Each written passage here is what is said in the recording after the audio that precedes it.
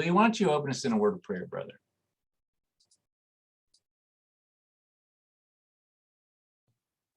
Father, we thank you for a great day today. We thank you for all the people who have gathered here in a time of fellowship and a time of learning. May this be pleasing to you. Thank you, Lord, that you've blessed us with these jobs. Thank you for our churches. Thank you for all that you're doing within us. In Jesus' name, amen. All right, so as we go through this, don't hesitate to ask additional questions. I see Lara has jumped on with us. That's great. Lara's going to be, what, Florida? Okay, well, welcome back. So I've got a couple of questions in front of me. We're going to go down the list, and hopefully this will stimulate some conversation. And the one I wanted to start with was from Greg Parker at Hyde Park Baptist Church. And he asked the question about energy management or going green. So let's talk for a few minutes about that. And I'll start us off. So I'm going to share my screen a little bit here. Let's see if I can find that. So if you see in front of you, hopefully you see in front of you, just our website. And so if you scroll to the bottom of our website, you'll see our business members are scrolling across the bottom of the website there. And so, and someone asked a question about energy management. We just had our certification fall class up at Chuck Weathers Church this last week. And we asked, utility management is one of the topics in our certification program. So if you've not gone through that, it's a time to stop and think through that part at your campus when you're going through your certification. But one of our guest speakers there was Tom Sherman. And across the bottom of the screen here, Tom Sherman is one of our business members. He's got a company called Sustainable Energy Solutions. I may have him listed here as one of these. And so I have several of these listed up here on the screen. Here's another one called Green Property Advisors. Now, Green Property Advisors typically does LEDs. But Tom, if we go back to this, if you click on one of these down here at the bottom, it's going to take you to a link they've provided us. E-Solutions will do some of this work for us. Facility Solutions Group, which is primarily HVAC, can do some of that work for you. But Sustainable Energy Solutions, like Tom Sherman, they want to take a holistic approach at your campus. And if you're not doing some sort of program, let me state it this way, that most of our campuses are spending 60 to 80% of their facilities budget on utilities. Okay, now I know a few campuses are just leased buildings or something, and they have tons of guests come to their campuses. Maybe for them, it's a little more about guests and setups and stuff. But for most of us as facilities, 60 to 80% of what we spend would be on utilities. Now, if you were to Pareto those utility spends, 60 to 80% of that is actually motors or heating, okay? So if you take motors and heating and you say, what do I have on my campus? It's motors and heatings. A lot of these green property advisors you see across the bottom of the screen right here, and then also across the bottom of the screen, you see Sustainable Energy Solutions, services, I'm sorry. If you go to just the LEDs, you're only looking at maybe 10 to 20% of your utility spend. So this guy at Sustainable Energy Solutions, for instance, is one or an example for you in helping you look for those motors, like putting in VFDs or those kind of things. So I would encourage us to look at our business members and also to take that approach that includes the motors and the heat, the electrical cost, and not just, I'm sorry, the energy cost due to heating, and not just lighting. Any other thoughts on that topic?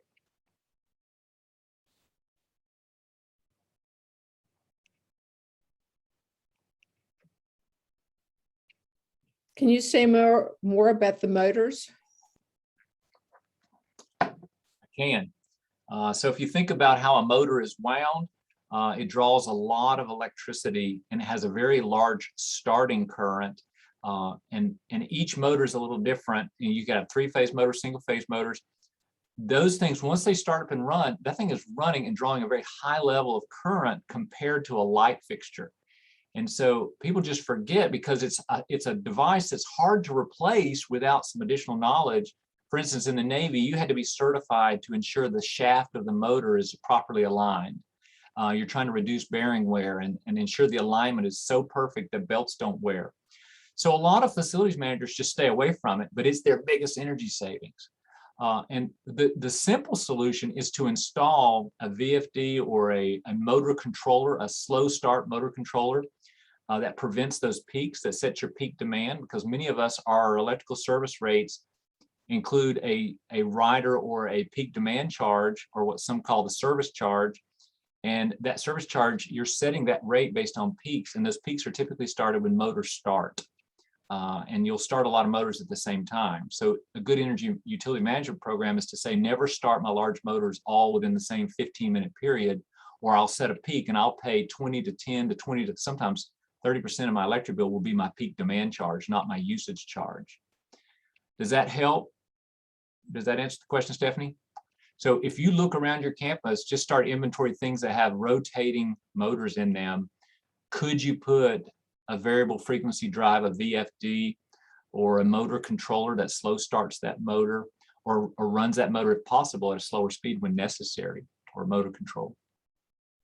And heat, meaning electric heat, like a water heater or heat strips, those are extremely higher cost than LED lighting typically is. And so often we jump on these LED lighting programs when we're not in the Pareto chart. We're down at the bottom of that Pareto chart. Other thoughts on that one?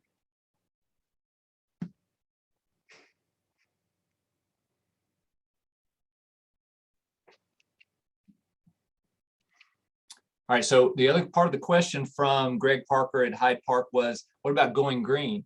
So in our certification program, we talk about green.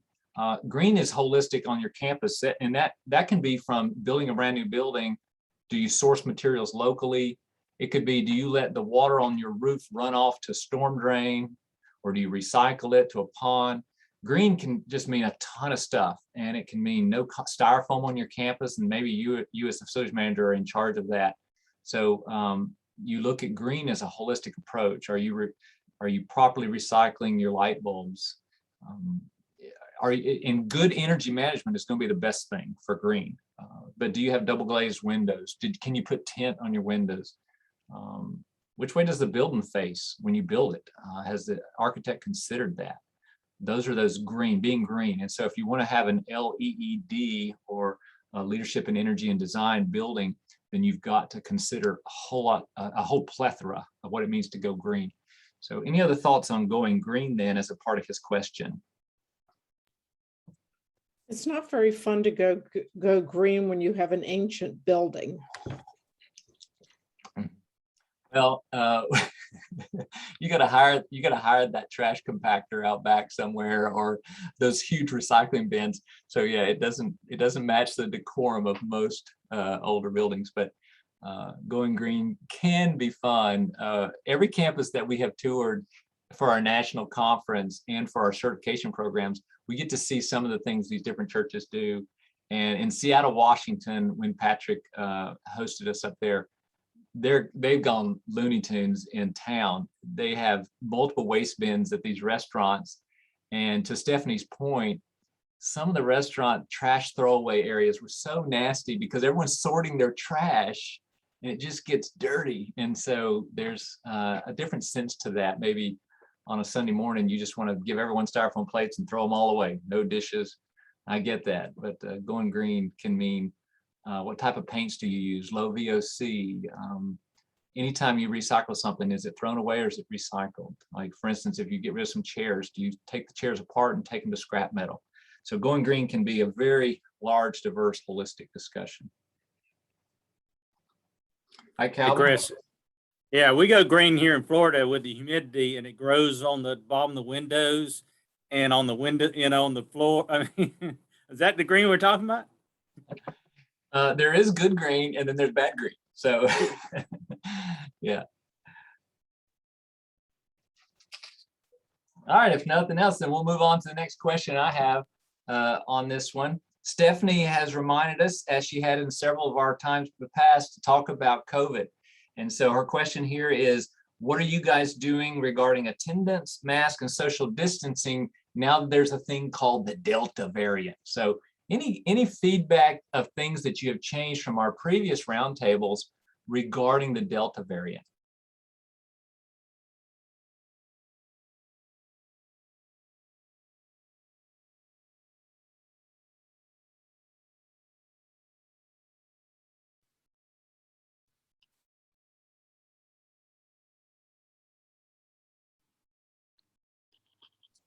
Well, Stephanie Elson has his mic unmuted. I know he wants to say something about the Delta variant. Well, we haven't done anything really differently. We left our building in March of 20. We came back in on 1st of August.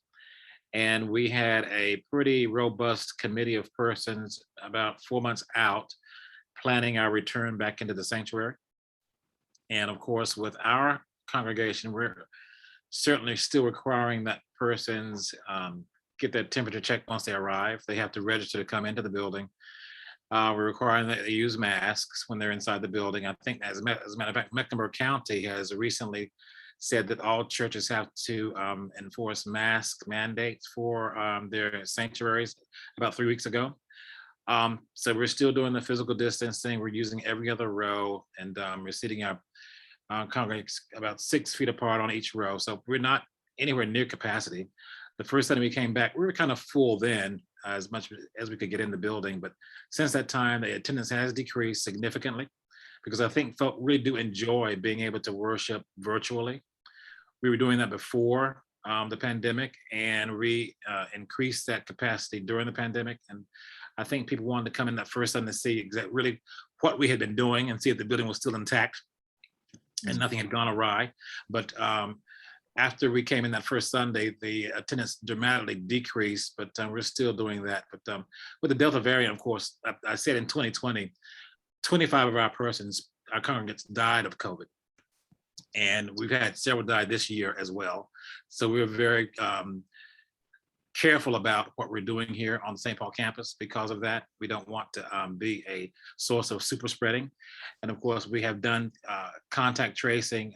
We make sure that we get people registered so we can do that. We have not had any outbreaks, but we have had some staff persons that did come down with COVID from outside of our building and had to be quarantined for 10 to 14 days. But other than that, that's kind of what we're doing. But it's a Herculean task to do it every week. Oh, yeah. Because we meet every week after service to see what went wrong and what went right. So we can make sure that we're doing things as they need to be doing each week. Other thoughts? Anything different because of Delta?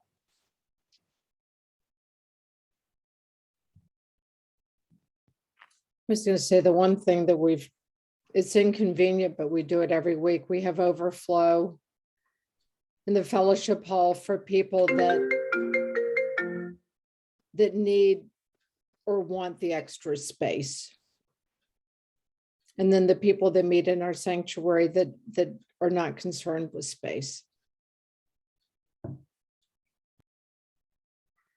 I will say that I just found proof here about 3 or 4 weeks ago. Someone came to me and explained that there's people who left the church because of our choices regarding this, and it created some division. And the reason I'm bringing that up is because several or many of those have come back, and I think they realized they were listening maybe to the wrong news. So I don't know that Delta has made it worse. Actually, it's kind of made it better. So the people have kind of said, okay, let's put this in perspective.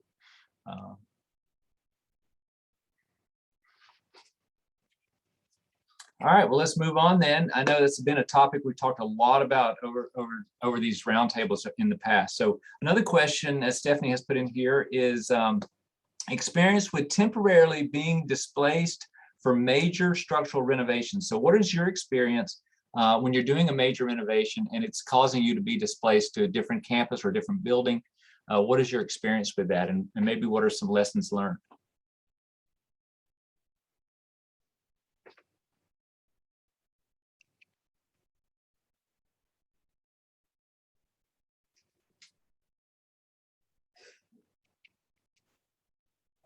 I'll tell you, Sarah, I've done it multiple times in a way. One of them was that we wanted to leave at least the gymnasium available. So it's hard for me to draw the campus for you. But we ended up meaning that on Sunday mornings or during large events, there had to be our congregants passing through a construction area to get to another part of a building. And I just hated this. It was terrible. And so we set up plastic, and it felt like you were definitely walking through a construction zone. And then we had to sort of set a service level agreement with that crew that, hey, we're going to do this. It's going to impact. It's going to be something they're going to use as an excuse for why they didn't get done on time. or why it's going to cost more, or there's going to be a change order. So we discussed that in advance, and this is going to be a thing. We're going to have members here on Sunday, and they're going to be impacting your ability to finish this contract or this job. But also, I think it created some excitement that our members got to see a little bit of stuff going on. And I think so often there's a fear of OSHA's going to show up, or someone's going to see something, or kids are going to run into an unsafe zone. But there is also an excitement, and that the congregants would be patient to get through that so that we would have something new and different. And I think a lot of people like to see behind the scenes. They don't always want to be up just in the front. People want to know where the actors go after the show, like, do they get their strawberries sliced and they only have green M&Ms. So I think sometimes, I know it's really dirty and messy, but people kind of like to see that. So a big issue for me was the laydown area. And so the laydown area, you want it as close as possible to construction that's occurring or storage of goods, but that then disrupts even more of what you typically do on the weekend. So trying to find that and then make that safe and secure, or congregants might be near that, or trying to keep it far enough away, but then the cost of moving those materials from the laydown area to construction sometimes becomes a problem. So we ended up bringing in some additional storage containers out back because of that, so that we didn't disrupt as much worship and events, but still had goods on site for construction. Other thoughts that come to mind as a part of maybe being displaced because of major structural changes or work? Well, we did a lot of construction inside of our sanctuary and main lobby. And the one thing we tried to make very, very, very important to us was to make sure that our areas were always kept safe. We never left any construction debris out. We would take Friday afternoon and just do a thorough walkthrough, make sure everything was safe back in its place. Keep it as normal as possible, but a lot of signs up, kept the congregation very well informed on what was going on in our progress, and if there was any delay. I mean, we had a huge delay in carpet because of COVID getting it into the building, but we had a real good relationship with the carpet company that we dealt with. They never took up any more carpet than they can lay down in a day. So it was always safe. So, I mean, they were very, very good at that. And I would just suggest that just having that partnership with any of your contractors to know that they're responsible for the safety of this facility, and then making sure every Friday that, we had a very safe campus before we opened up on Sunday again. We're experiencing where we're because it's a total infrastructure flip. We're redoing all the plumbing, all the electrical, all the HVAC. So we are completely out of our building for 18 months. Not one piece of it can we even get to. Yeah, I think a lot of times that's the conversation you have with that upper leadership, the spiritual leadership mostly, to say, how do we keep the culture and the feel of our church in this remote location, and how do we communicate because of those changes? So that is still something you might bring a little piece of art or the big logo pasted on the wall or something to kind of give it that feel because of that displacement. But I think people like to see the construction occurring. So maybe those short snippets of video showing here's our status and we're coming back soon, and here's some behind the scenes a little bit. So maybe on your announcements time, you let the public know, hey, we're doing work and there's gospel ministry still occurring, but look at what we're going to do in the future with the resources that you guys have given us. So you reminded me, and when Tom was talking, I was reminded of we were building 30,000 square foot 2-story building, and we're going to try to tuck it in behind 2 existing buildings. And on a Sunday morning, a sewage line somehow was cut or ruptured that flooded the actual footing area. And it was very obvious that it was sewage. So we didn't want the members to see that area, but they're interested in what's going on. And so that was a bit of kind of, hey, don't let anybody out here. They don't need to be seeing sewage floating out here. So we had another one where we actually cut the water line under the worship building. And the guy who pulled on the copper line didn't even realize that he had really damaged it. He found it and he thought, well, maybe it's fine. But within an hour, there was a geyser in the lobby of mud and water shooting up. And so that was a little scary. And so the whole facilities team rallied around getting in there and stopping that and then repairing that. So we had to chisel the floor out and get underneath the building a little bit to repair a 2-inch water line. So that Sunday morning went off without a hitch. So I would just say to Stephanie's point that if you're in the immediate area of the construction, FMs need to take a little tour before congregants get there. Do a little walk around to see, what maybe need to put out a wet floor sign or something.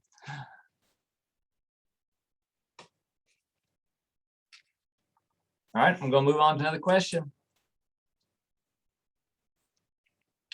All right, Lee Robinson, who's at Prince Avenue. And if you raise your hand or something, please get my attention. There's no reason for me to.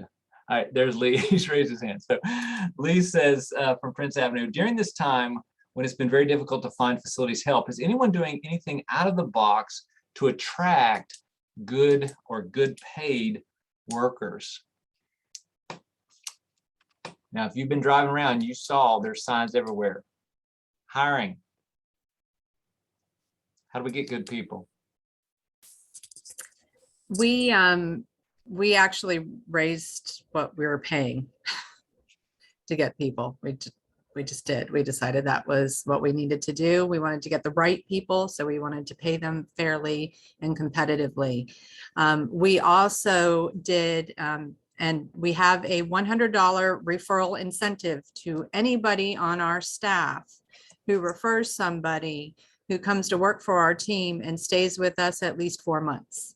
So once they're here and they've been here past their 90 days, and we expect them to be here for a while, and it's a good fit, we feel that it's a good fit, then we'll pay the referral incentive to the person for the referral. So our referrals up to $250. We started at $250. So do I hear 300? All right, well, you've outdone Lara. So Lara's comment about the referral pay, that McDonald's was doing this, and I thought, well, then you just go to this McDonald's and work for a week and get your money and your $1,000 bonus or whatever it's called, and then you move on. So there's got to be some 4 months or something like that.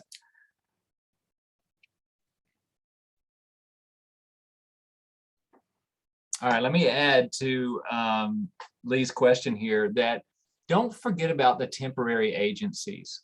They really can help you deliver when it's hard to find someone. It is more costly up front, but with each of those temp agents, remember, there's different agreements. Some are you're going to pay out 6 months at this pay rate, and then they're yours if you want to hire them on.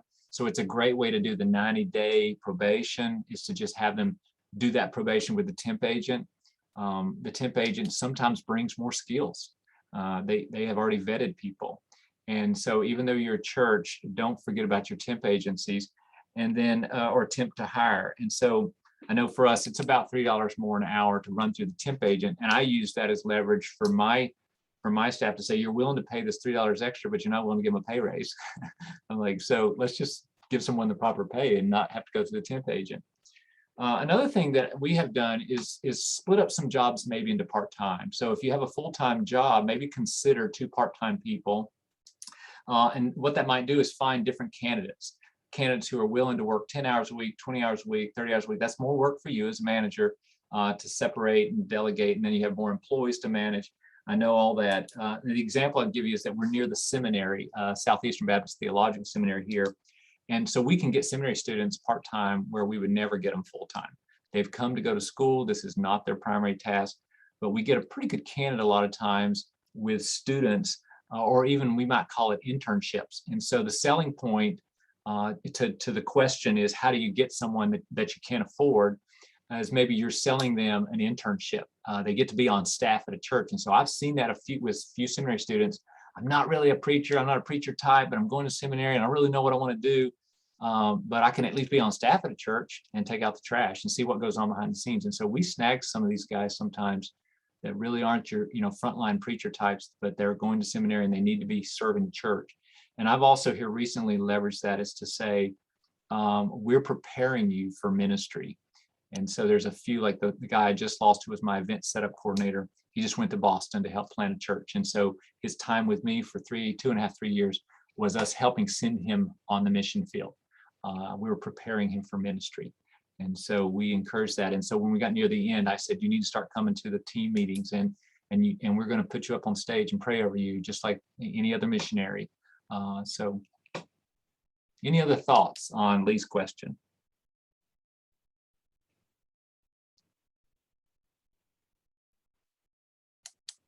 Who has had to pay more here recently? Kara, Matthew, Calvin, Lara. All right. All right, let's move on to another question then. One of the things we're running bandied about in the press and all, and is anybody having to hit that $15 an hour just to attract good people? I think that's where McDonald's was at here in my area. And I'm just shocked by that. I can kind of maybe understand Chick-fil-A because I think they get a little bit better training on customer service.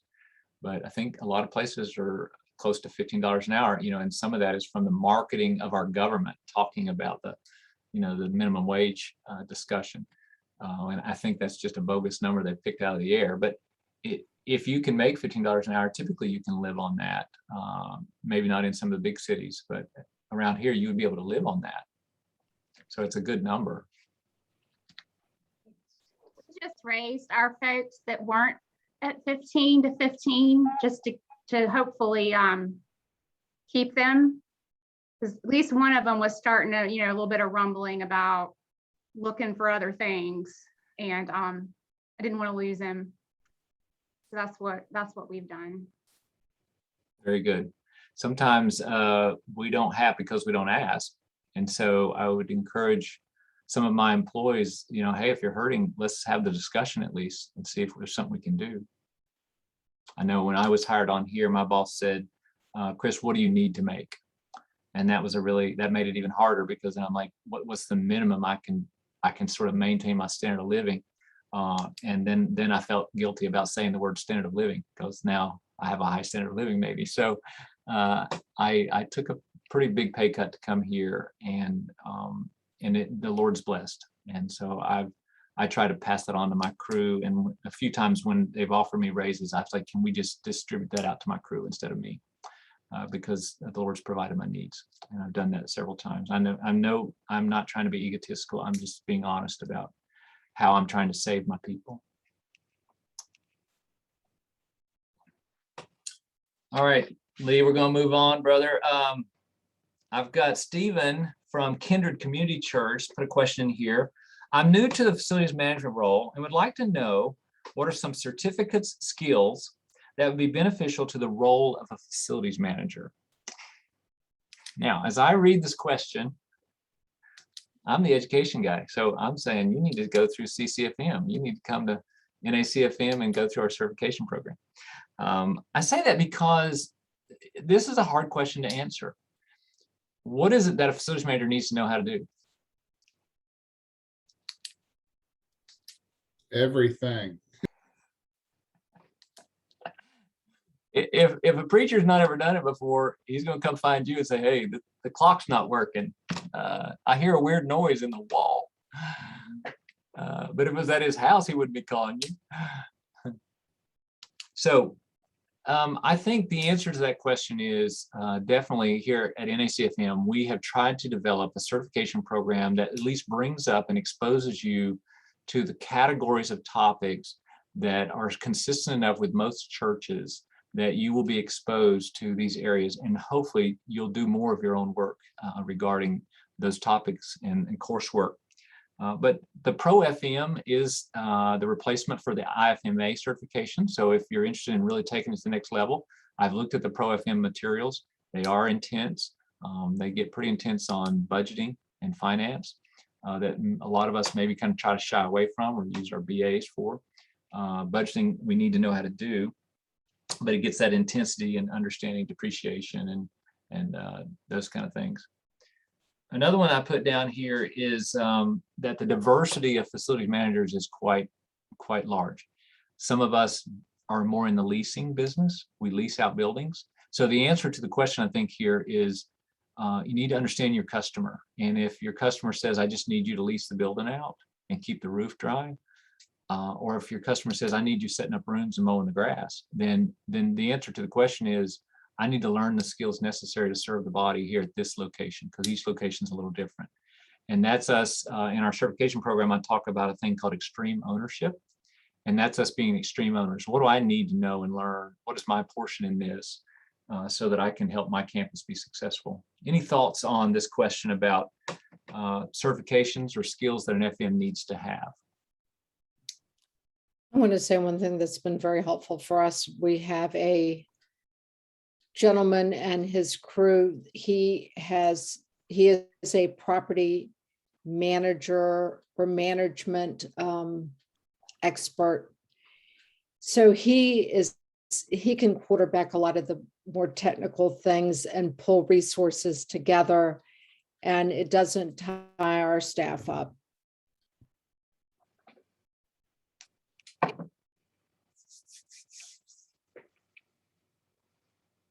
I know as I go to these certifications, I get to see quite the diversity.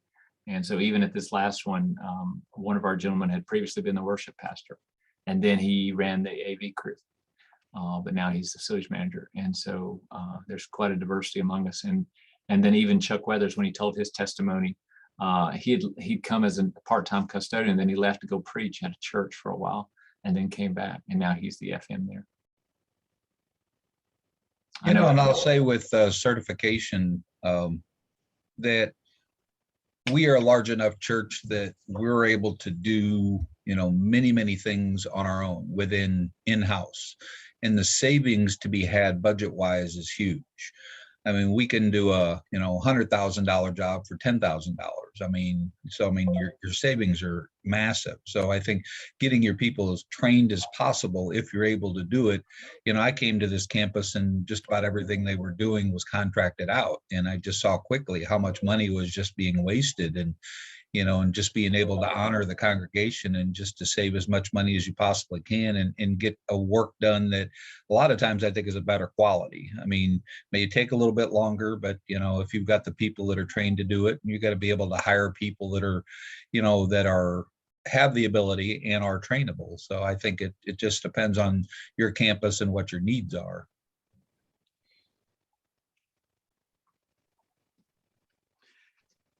Definitely, as Tom said, and I've promoted since the day I've been with NACFM, is write the procedures and policies necessary so that your team can do it, and you don't have to contract it out unless it's a licensing requirement. And then if it's construction type work, definitely need to balance that with safety and the cost of workers' comp.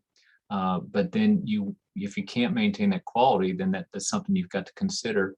But you also have to sell it to the leadership sometimes. They don't always, they need to hear you build that business case and then prove it sometimes. So. Any other thoughts about what an FM needs to know how to do? All right, Randy. Yeah, I can speak to that. I think you guys can hear me. Yeah, yeah. I can speak to that because I just came on. I've only been doing this for 2, going on 3 years now. And one of the first things I did was I found some churches in my area, and I reached out immediately to their facilities managers, just asking for a tour, just to introduce myself, to meet them, people that have been doing it for 5, 10, 15 years in similar contexts across denominational lines, but the facility manager kind of has a commonality there. And so now I have, 4 or 5 guys within 10 miles of me that if something really, really goes wrong, they know that they can call me, and I know I can call them. And I manage on a little bit different level than maybe some other people, kind of like what you said, the diversity of the management. I'm very hands-on in what I do. Like if the pastor says fix the clock, it's me that's going to go fix the clock. So very hands-on in it. And so just having more and more tools at my disposal. This is one of them. These roundtables, hearing from other people that have been doing it a lot longer than I have. Yeah, that's I would say meet some facilities managers. I love it. That's good. And definitely if you go to meet them, you'll see things they're doing maybe that you're not doing. Not that you need to do that if your boss doesn't want you to, but something to consider.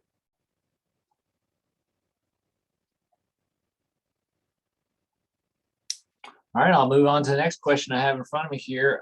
This is from Scott Hammond. Scott Hammond's currently our treasurer. He's down at Seacoast in South Carolina.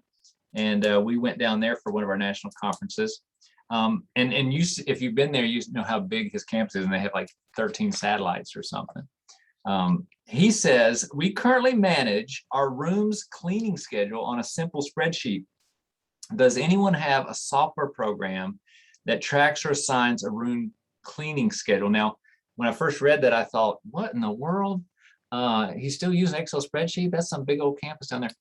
What he's talking about is managing the custodial portion of the room cleaning only. So is there a really cool trick that some of you might be using that builds the cleaning schedule for your cleaning crews or helps manage it?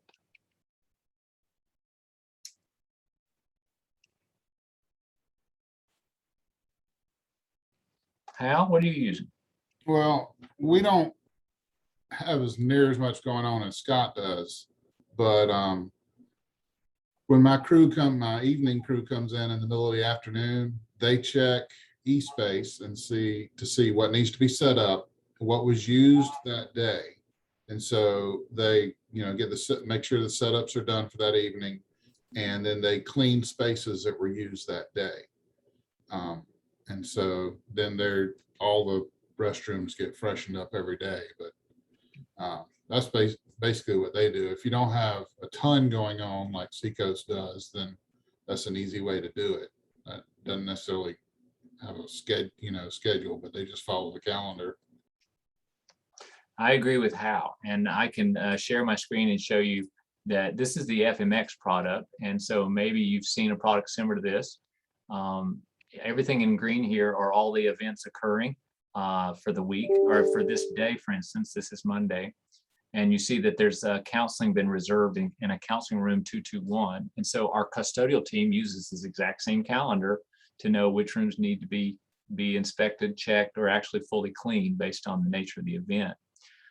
This software, I think, misses a little bit of what Scott's asking for, and just a simple, what do the custodians need to do today? Whereas this is all encompassing. So you see off to the left here, I have facilities request, and then we program our doors based on this. This does our thermostats over here.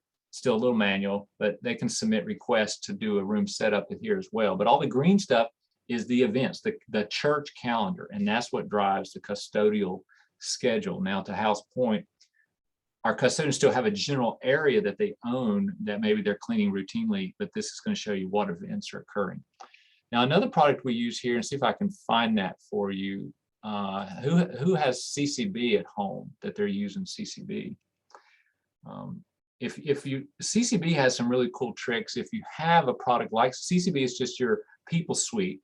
And in this people suite, they have a product called Schedules and Plans. And so you can build a schedule, and we've done just that. We've built a schedule for facilities personnel. Like, for instance, here's the facilities team schedule. And in the facilities team schedule, we will say, okay, for this day of the week, we want the facilities team to have certain level of volunteers. And so here you see she has CLA rooms. That's the name of the school that's here. She's tentatively assigned 2 guys to that, and they will get an email reminder. They can actually decline this request. So this product will kind of do what he's talking about. In addition, it has the calendar built in so that you can come and print out a facilities calendar from this product, and it will show you what is using a room in the building in this people suite product. So a couple of tools there. We also used Outlook. Outlook, you can really start developing some layers in, but the Office product has several things that you can click on called scheduling templates that are built into Word, or they have a product called the Planner, Microsoft Planner. There's Microsoft Project, if you've ever used that before, based on, that typically means the job's going to end. But that's a great tool I've used in the past, but not for custodial work. Any thoughts now that I've sort of sparked your interest on a cleaning schedule, something you can print out and hand to your custodial team? We do the same thing as Hal. We use eSpace, but we've also added to, rather than not the team just looking at how the spaces are being used, we've created PMs that come up every Monday. They have at each campus, they have this particular recurring PM schedule. So it could be very specific things that we need them to do at that campus on that day. And then it just pops up for them every Monday with their task list, and then they can go into the tasks and mark them off. And then if for some reason something's come up and they're not able to actually complete all of the tasks on the list, we can look at it, see why, and we can take and reassign those to another day if we need to. Very good. Yeah, to show you an example of that, then I'll share here with the FMX product. They have a section here called planned maintenance. And we can then build a planned maintenance item. For instance, if I was to look for one called carpet, let's do carpet. There would be an actual recurring item called extract the office carpets. And then they use this PM called this instruction set. If I look at that instruction set, there's actually a set of check boxes here: reserve the room, remove all furniture. And so they can check just what they've completed or what they've not. And this same instruction set can be used for multiple PMs, meaning I can write one that's just for worship center first floor. I can write one just for the modulars and uses the same instruction set. And so I can assign these tasks. They'll get an email. These two guys here got an email saying this task is due, and it will turn bold when it's past due.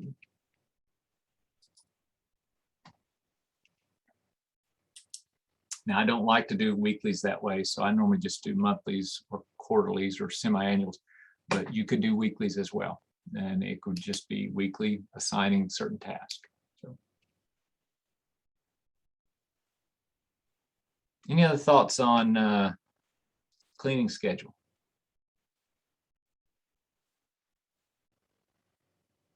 Lee? Well, there is something to be said when you have your cleaning crews. If you can have them come in as late as possible and try to get them in after all your events, that solves a lot of problems in that everybody's gone. They're not working around anyone, and they can work to whatever hours they need to get the job finished. So you can make this more simple just by bringing your crews in later. Yeah, good point. So that the schedule doesn't have to be as detailed or specific to the hours. It's more you're this night, you're this night guy, and here's all the things need to be done this night. I know Frank showed us something in Chicago that he kind of uses, and it's more like that. It's like this is today's night task, and I think for him, I think the custodians are an outside contractor, so that makes even more sense. Like it's like a printout for that group that's there tonight.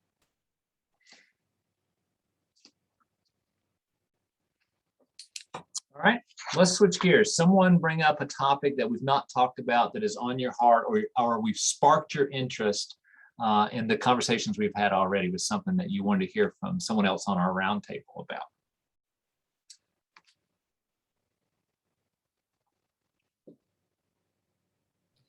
Dumpsters. Just the way Stephanie says it, it's like, I want to talk about dumpsters. Yeah, we're in a suburban setting, houses all around, and our recycling, I mean, within a day or two of it being dumped, it's full of fully not broken down boxes from every neighbor within 5 miles. And then we have caged, then we have the big dumpster as well. But it's got, in the last 6 months to a year, as people's morals, it seems like, are just, and I don't know if it's COVID and people are home more and their trash is growing. Yeah. But our dumpsters are like completely out of control, and they're dumping food waste in our recycling. I mean, they have no conscience about any of it. Well, I know that many campuses that are in your boat end up putting a fence around the dumpster. And the fence around the dumpster has value in several ways.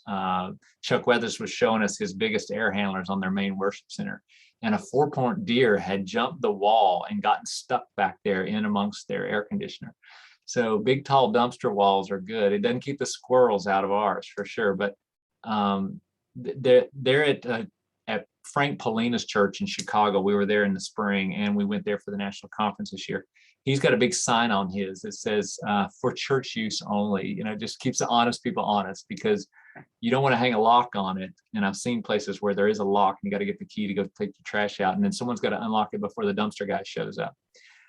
So what a pain. So Hal's talking about that now. So the answer to your question, what first came to my mind was maybe improve the whole process completely.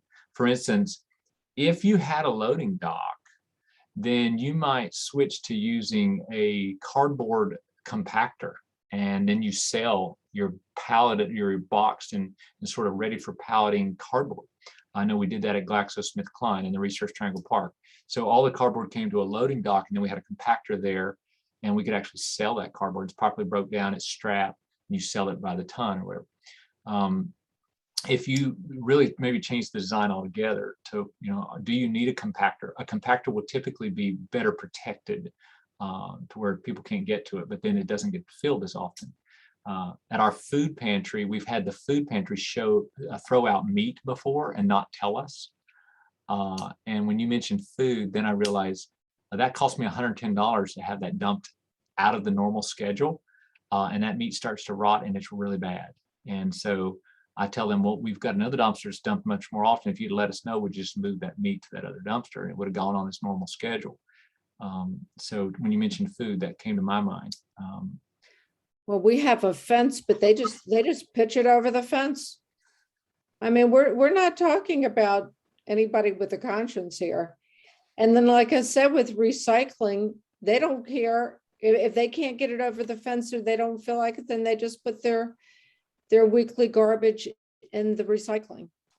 Yeah, so what I was sort of beating around the bush without getting too technical, but in one of the classes I like to offer to the CP candidates is a class called the Pragmatic Facilities Manager. And in the Pragmatic Facilities Manager, we talk about some of the Japanese process improvement theories. And one of those is called poka-yoke. Have you ever heard of a poka-yoke? And poka-yoke, if you interpret that into English, would be to error-proof. So you error-proof a process to where an error can't occur at all. So if the problem is people are throwing it over the wall, then you error-proof that somehow. So you find a way they can't throw it over the wall. Now that's not a very holistic approach, but that explains what poka-yoke is. So the suggestions I was throwing at you was more of the, how do I prevent defects from occurring? And so I'm trying to eliminate defects. And in Six Sigma, you go through some major data crunching to try to determine what's going to prevent any defects ever from occurring. For us, it might be pizza boxes put in the cardboard dumpster. And then if the cardboard people see that, they won't even take the whole dumpster because it's got oily waste in it, you know, because pizza is an oily waste. You're not allowed to put those in the cardboard dumpster. That's food waste. So that's the problem I have with my guys. So my custodial supervisor has hung signs all over the dumpster that says, please break the cardboard down and don't put pizza boxes in here. So poka-yoke would be my suggestion. And so that's why I was suggesting maybe a compactor or a larger fence or time of day locking the fence or signage. You know. Other thoughts on dumpsters? See, my loading dock idea means it stays in the building. So the outside customer can't even get to it. So that's why I was suggesting a loading dock. If you have a relationship with your local police department, have a conversation with them and have them patrol more often. Maybe they'll catch somebody, you know, throwing something in your dumpster, because, you know, that's illegal in most places, so they can fine them.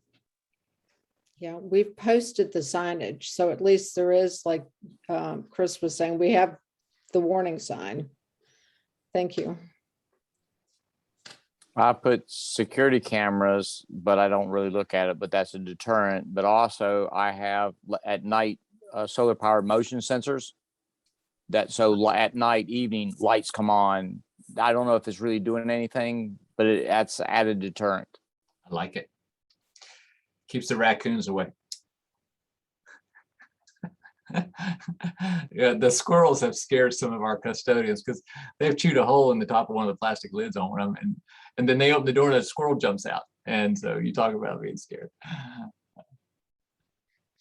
All right, so good. I know we never talk about waste a lot of times, but your waste stream is a part of being green. So considering your waste stream is being a good steward in our culture and our society. Any other thoughts on dumpsters or another topic?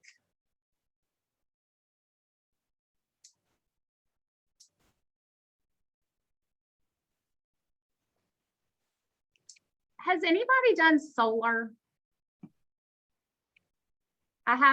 We actually have like a green committee that's called Care for Creation, and they're starting to ask questions about putting solar on the church, wanting to see power bills. And my first thought was, can the building support all of the panels or not? Oh, you nailed that. That sounds like a facilities manager right there. Our guys wanted to put one of those huge LEDs on the stage, and I'm like, can the stage support it? And they're like, well, we'll just fly it in on cables. I'm like, can the structure support it? They're out of their minds. Like, so the FM, a lot of times I said, we don't have the power to support LED panels. They draw a lot of current. All right, so back to solar.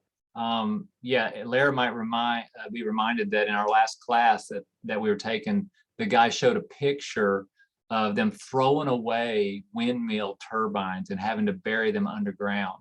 So people are coming up with these cool ideas, but he says solar panels are toxic waste and they're only good for so long. And then people just have to bury it. And they're freaking out about burying radioactive fuel rods from nuclear reactors, but they're burying the solar panels underground. So they become toxic waste as they break down into our soils and our water source.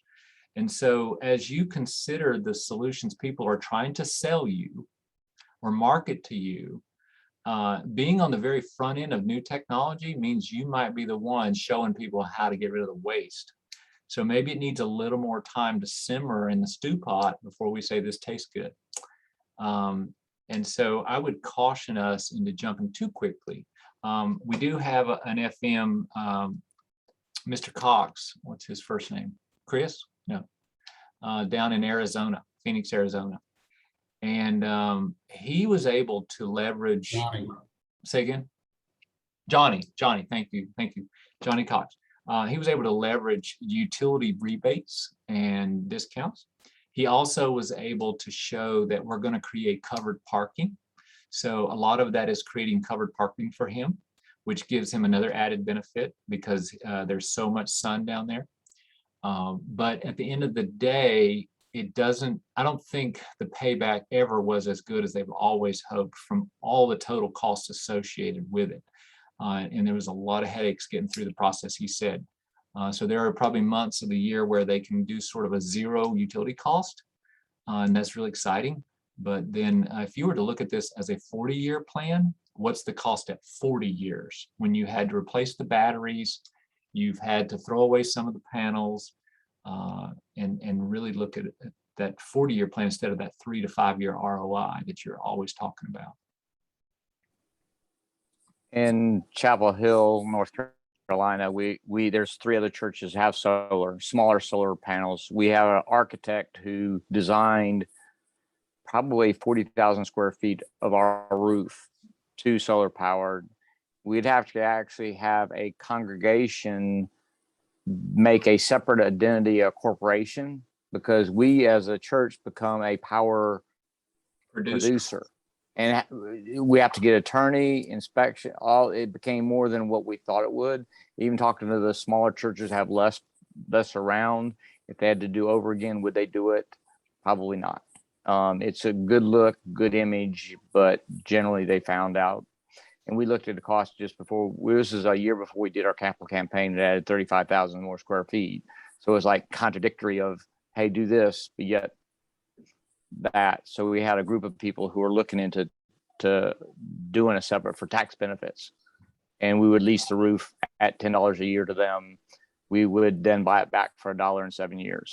That's the only way we saw it could work, that we would only gain the benefit in 7 years, but then again, would be responsible after that.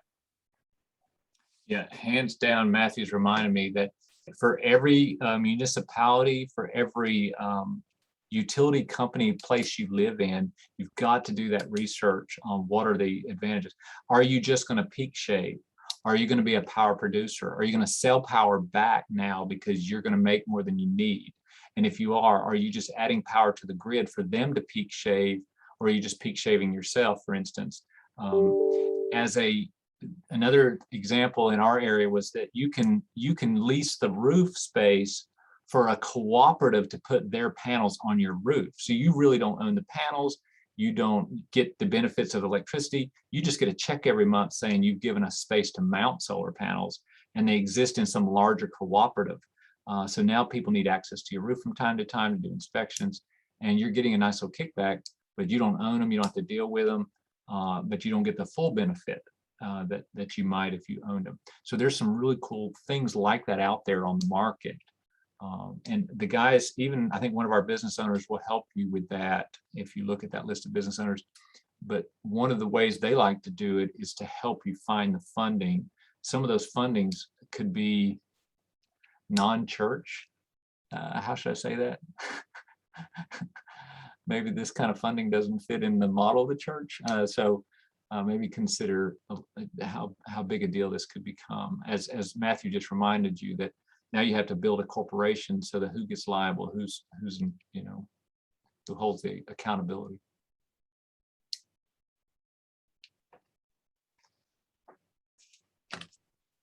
And sometimes I can see it working very well for a church. I mean, we did a mobile tower, for cell phone. We replaced our the steeple, thank you, on top of the church, and we actually didn't do it. It was paid for by the company. They did it. They put in all the, the power panels, brought their own power into it and everything, and we receive a check every month for it. I mean, it was such a good deal when we did it that we have people constantly trying to renegotiate this deal, to give us a big payout so they can get out from underneath it. But it was a good deal at the time, and it's been up there for a while, and it's been hassle-free for us all along. So sometimes there is a good benefit to be made for something like that. But you're right, you got to think it through and know all the ins and outs and what the future may look like when they're done. Look through the riders in your area. So look at what utilities you have available to you. If you're in a region where it's just one, you still have a stack of riders or rate schedules, they're called, that you can look through and see if there's one for solar that might benefit from solar. All right, let's do at least one more and then we'll call it done. We've been an hour at this.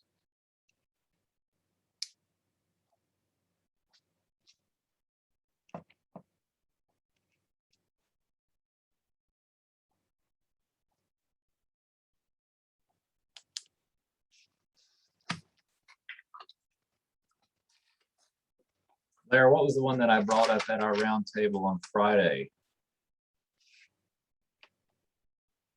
It was I've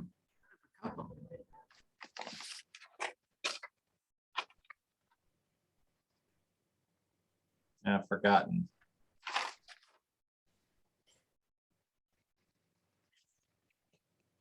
All right, well, we could talk for hours, and I know I've got 2 pages in front of me of other things that I wrote down at our last certification program, but I don't want to get too far into this. All right, well, it's been great with all you guys. I hope this has been beneficial. I really enjoy these roundtables and getting to see other FMs, especially when y'all are across state lines, and know that we're all in this together. We're all serving the gospel. And as we serve our local bodies, hopefully the gospel is going out to those who need to hear it. Any final thoughts? All right, I'm going to let you go then. I sure appreciate all of you. Feel free to email me, look on our website, or any of us on the board would love to try to help you guys if you have any questions. So good spending time with you today. We'll see you guys. Thanks, Chris. Thank you so you're much. All thanks. All right, Bye. see you guys.